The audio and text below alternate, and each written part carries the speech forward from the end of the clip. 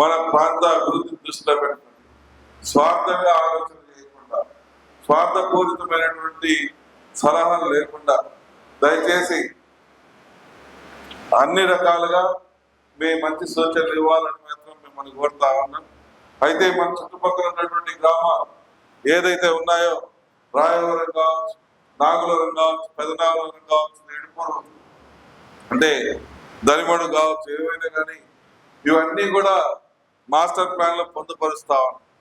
అంటే ఈ master plan లో పొందుపరిచినంత మాత్రాన మిమ్మల్ని తీసుకొచ్చి టౌన్ లో కలిపినట్టు కాదు,